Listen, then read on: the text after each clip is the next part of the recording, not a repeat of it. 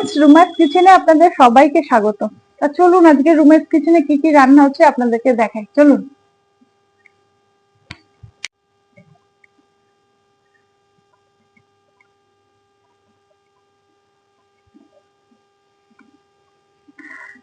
এই যে দেখতে পাচ্ছেন, এটার মধ্যে পেঁয়াজ কুচি, টমেটো কুচি, লঙ্কা কুচি, আলু কাটা রয়েছে, এখানটা আদা রসুনের পেস্ট রয়েছে। এটা হচ্ছে ভিতরে মেটে স্টমাক যেটাকে বলে, সেটা কষা কষা হবে আলু দিয়ে একদম। তার সাথে রয়েছে এখানে দেখুন মূলো, কুমড়ো, বেগুন, আলু, শিম দিয়ে, এই যে এখানে দেখুন পালং শাক দিয়ে একটা চচ্চড়ি হবে চিংড়ি মাছ দিয়ে। এই যে দেখুন চিংড়ি মাছটা এখনো হয়নি, এই যে এই চিংড়ি মাছটা দিয়ে পালং চিংড়ি হবে। আর এখানে দেখুন কাতলা মাছ রয়েছে ভাজা, এই কাতলা মাছের কালিয়া করব। তা চলুন সঙ্গে থাকুন, কি কি করি আপনাদেরকে দেখাই। আগে তাহলে আমি গ্যাসটা জ্বালিয়ে নিই।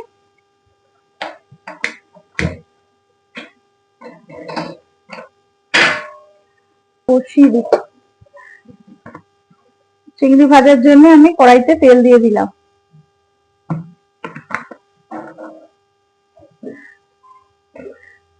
আমি ভেজে নেব।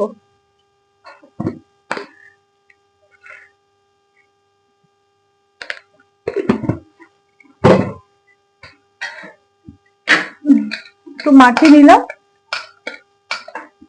চিংড়ি মাছের কিন্তু প্রত্যেকটা চিংড়ির শিরা ফেলা দেখুন। এই যে তেলটা কড়াইতে গরম হয়ে গেছে আমার অলরেডি।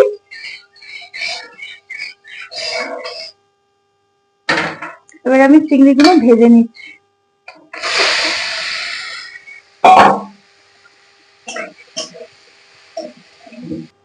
তাহলে দেখতে পেলেন বন্ধুরা, আমি ওইদিকে চিংড়ি মাছ ভাজছি গ্যাসে, আমি ইন্ডাকশনে ভাত বসিয়ে দিচ্ছি।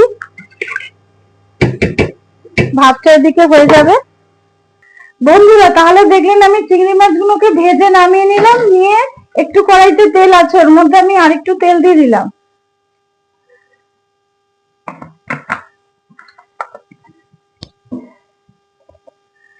এই তেলটার মধ্যে আমি এখানে নিয়েছি শুকনো লঙ্কা, তেজপাতা আর পাঁচফোড়ন দিয়ে, আমি এটা ফোড়ন দিয়েই পালং শাকটা বসিয়ে দেবো।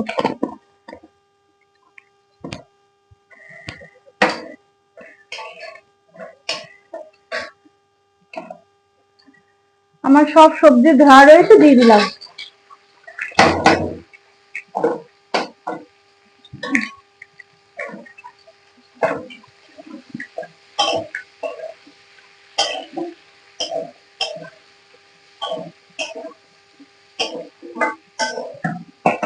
বেগুন রয়েছে, আগে আমাকে নুন দিতে হবে, কেন হচ্ছে নালে বেগুন দরকচা মেরে যাবে।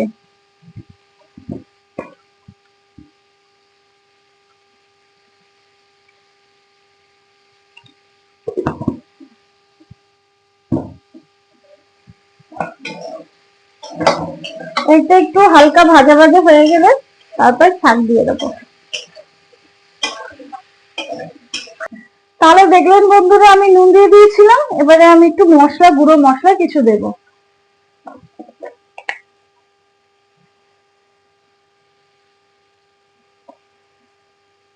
হলুদ গুঁড়ো দিয়ে দিলাম,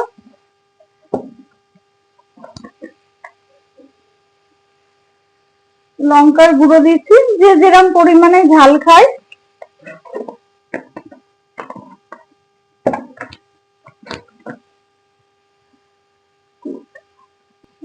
একটু জিরে গুঁড়ো দিয়ে দিলাম,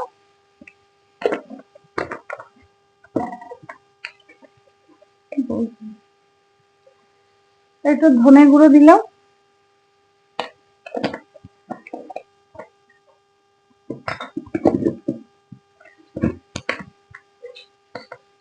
একটু চিনি দিয়ে দিলাম।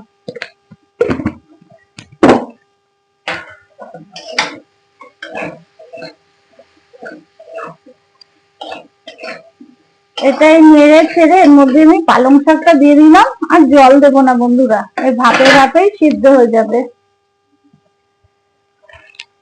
এই দেখুন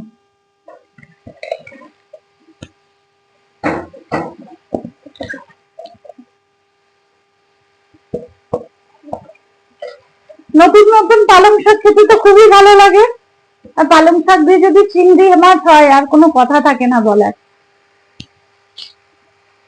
এবার আমি একটু ঢেকে দিলাম, জল বেরিয়ে যাবে, শাকের যে জল আছে। এই ফাঁকে আমি হচ্ছে একটু মাংসটা আনতে হবে। তাহলে বন্ধুরা দেখুন, আমি তো পালং শাক বসিয়ে দিয়েছি, ওই মাংসটা একটু মাখিয়ে নিই।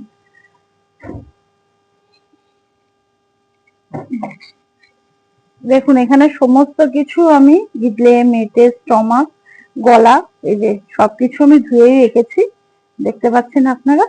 আসুন এটাকে আমি মাংসটা মাখিয়ে নিই। তাহলে দেখুন আগে আমি মাংসগুলো নিয়ে নিলাম।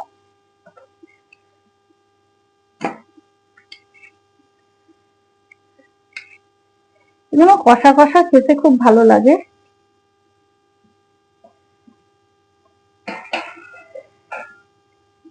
এটার মধ্যে আগে আমি কিছু গুঁড়ো মশলা মাখিয়ে নিই, তারপরে আপনাদেরকে আমি দেখাচ্ছি কি কি দিয়ে মাখাচ্ছি।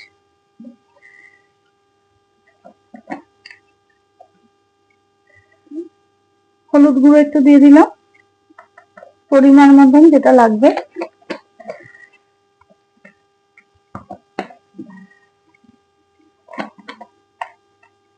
আমরা একটু ঝাল বেশি খাই, ওই জন্য আমরা একটু লঙ্কাটা একটু দিলাম 3 চামচ মতন, ওই যে যেরকম ঝাল খাই পরিমাণ বুঝে দেবেন।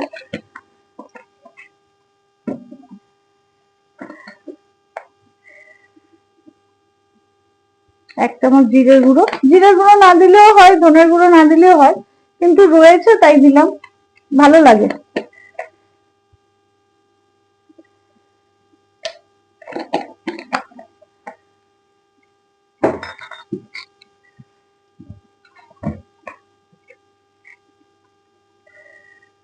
নুন দিয়ে দিলাম।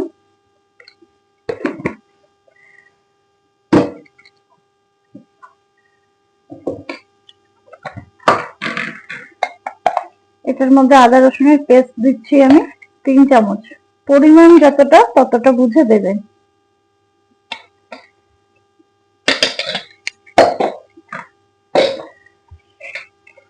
এর মধ্যে এবারে আমি অ্যাড করলাম পেঁয়াজ কুচি, কাঁচা লঙ্কা কুচি, টমেটো কুচি,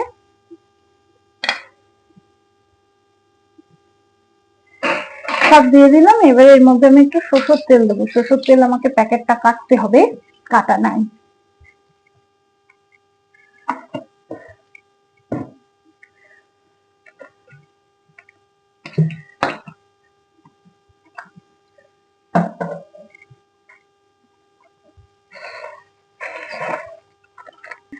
তাহলে দেখুন আমি হেলদি টেস্টি অয়েল আমি ঢেলে দিলাম।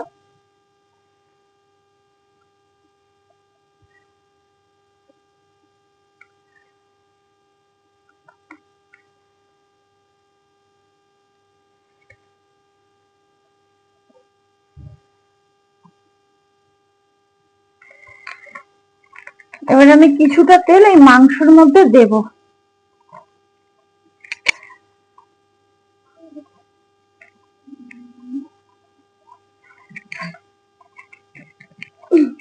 এবার আমি মাংসটাকে ভালো করে চটকে চটকে মাখিয়ে নেবো।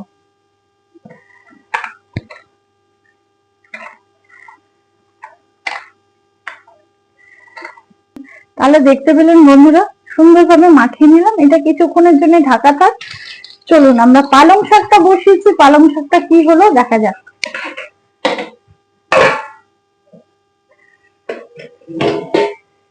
দেখুন পালং শাকে কতটা জল দেখতে পাচ্ছেন, এই জলেই সব সিদ্ধ হয়ে যাবে, আমি আর এক্সট্রা কোনো জল দেব না।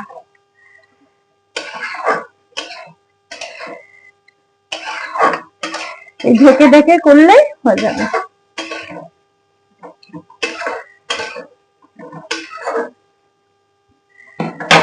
আবার ঢেকে দিলাম, জলে ভাপে ভাপেই হয়ে যাবে। তাহলে কি মাংসটা করে নেবো।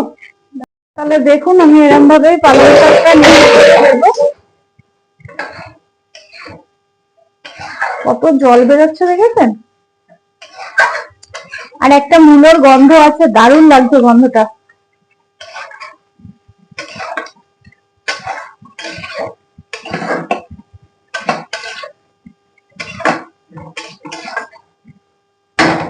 এর মধ্যে এবার আমি চিংড়িটা দিয়ে দেব।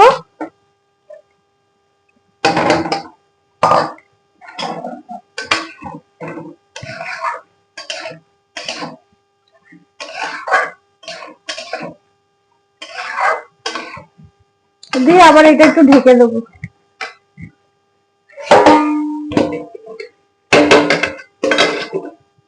চলুন, পাশের ওভেন গুলো ফাঁকা যাচ্ছে, অলরেডি ঘড়িতে 1টা বেজে গেছে, আমাকে রান্না করতে হবে। আমি মাংসটা বসিয়ে দিই পটাপট। এটা তো কোনো পাতলা কড়াইটাই দিই, এই পাতলা কড়াইটাই বসাবো তাড়াতাড়ি। দেখুন এই পাশের ওভেনটা ফাঁকা যাচ্ছে, এটাতে আমি গ্যাসটা অন করে নিলাম। কড়াইটা গরম হতে হতে আমি এদিকে নুন হলুদটা মাখিয়ে নিই আলুতে।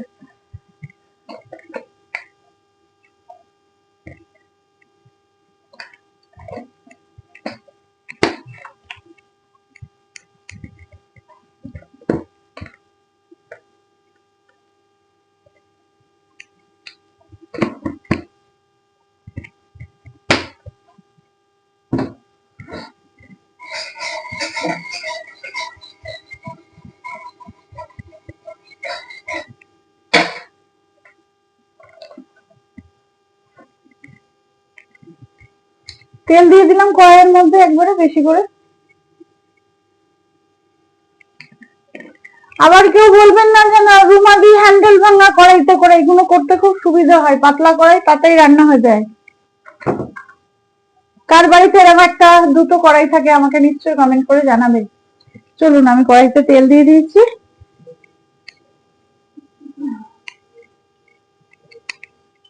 দেখতে পেলেন বন্ধুরা, ভাত হয়ে গেল আমাদের।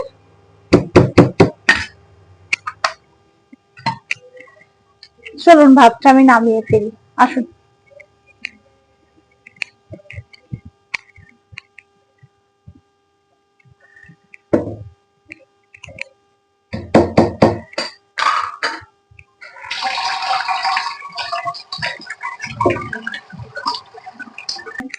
তাহলে দেখতে পেলেন বন্ধুরা, আমি তো কড়াইতে তেল দিয়ে দিলাম। এবারে মাংসর আলুগুলো হালকা করে একটু ভেজে নিচ্ছি।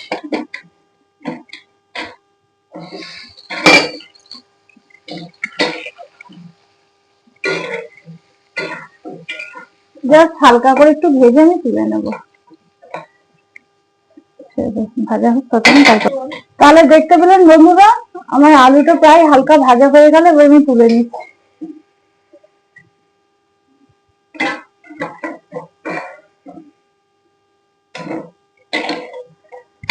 এবার ওই তেলের মধ্যে আমি এটা একটু গোটা গরম মশলা আর তেজপাতা দিয়ে দিলাম, না থাকলেও হয়, আমার রয়েছে আমি দিচ্ছি। এবার আমি মাংসগুলো দিয়ে দিচ্ছি। ওপর দিয়ে দিয়ে শুট কর, ভালো হবে শুটটা।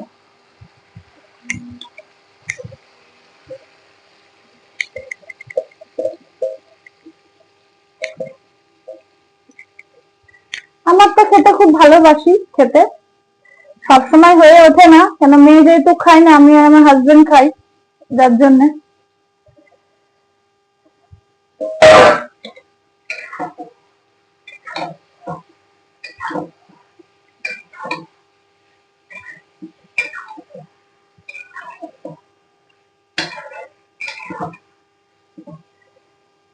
এদিকে মাংস হচ্ছে, এদিকে ভাত নামানো হয়ে গেছে, এদিকে পালং শাকের কি অবস্থা দেখে নি চটপট। চলে আসুন এক ঝলক।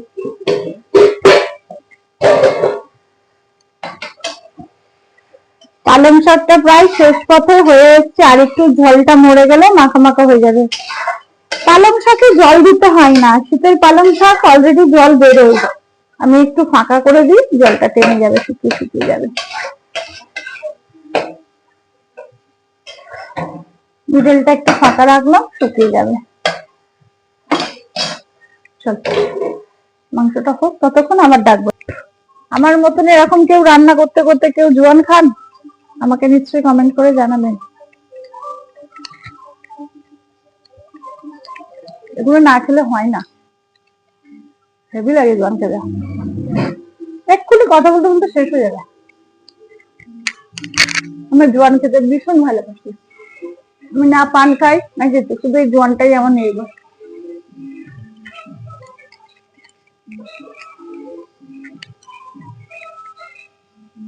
কেমন? তাহলে দেখলেন তো পালং শাকটা, দেখি কতটা হয়েছে।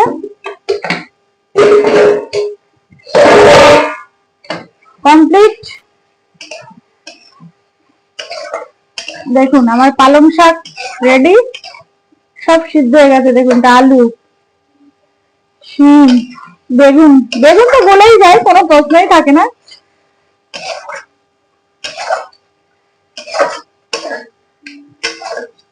তাহলে দেখুন পালং শাকের ঘন্ট রেডি। এই গ্যাসটা বন্ধ করে দিলাম, শেষ। এবারে মাংসতে চলে আসি, কত দূর কি হলো দেখি। এতে অনেকে আলু দেয়, অনেকে আলু দেয় না, কিন্তু একটু আলু না দিলে এগুলোতে ভালো লাগে। আবার আমরা অন্যান্য মাংসতে যেমন আলু ছাড়া খাই, চিকেন কষা, ক্যাপসিকাম চিকেন, এটাতে এবার একটু আলু আমার বর আমি খেতে খুব ভালোবাসি।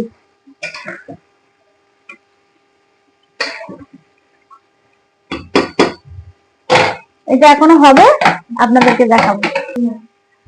তাহলে দেখতে পাচ্ছেন বন্ধুরা, আমার অলরেডি কষা হয়ে গেছে। পেঁয়াজ, টমেটো সব ভালোভাবে গলে গেছে, কড়াই থেকে তেল ছেড়ে গেছে। দেখুন অলরেডি মেটে গুলো সিদ্ধ হয়ে গেছে। দেখুন, দেখলেন? স্টমাকটা সিদ্ধ হতে সময় লাগে। এবারে আমি এটার মধ্যে আলু যে ভেজে রেখেছিলাম, এই আলু ভাজাটা দিয়ে দিলাম, দিয়ে একটু নেড়ে চেড়ে নিয়ে নেবো। তারপরে একটু জল দেবো, আর একটু কষবো আলু দিয়ে।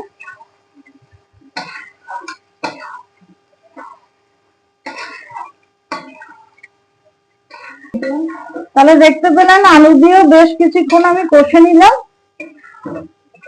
এবারে আমি দিয়ে দিচ্ছি জল। এই যে মাংস রেখেছিলাম তার মধ্যে একটু জল দিয়ে দিয়েছি, সেই জলটাই আমি দিচ্ছি, আলাদা কোনো স্টকে জল দিচ্ছি না।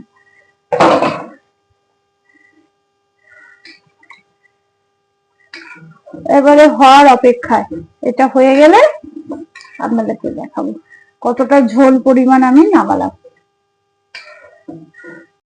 তাহলে বন্ধুরা দেখতে পেলেন আমি রান্না করতে করতে ছাদ দিয়ে সব জামা প্যান্ট গুলো নামিয়ে নিয়ে আসলাম। এক গাদা জামা কাপড়,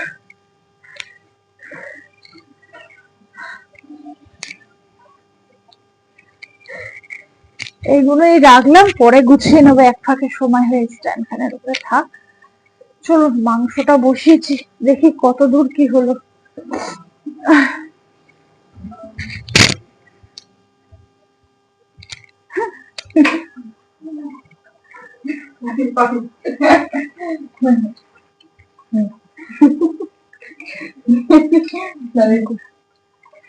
তাহলে দেখলেন এই যে এখনো আরেকটু ঝোলটা মরবে, আমি একটু গরম মশলা দিয়ে দেবো, আর একটু মাখো মাখো হবে। এবার একটু গরম মশলাটা দিয়ে দিই।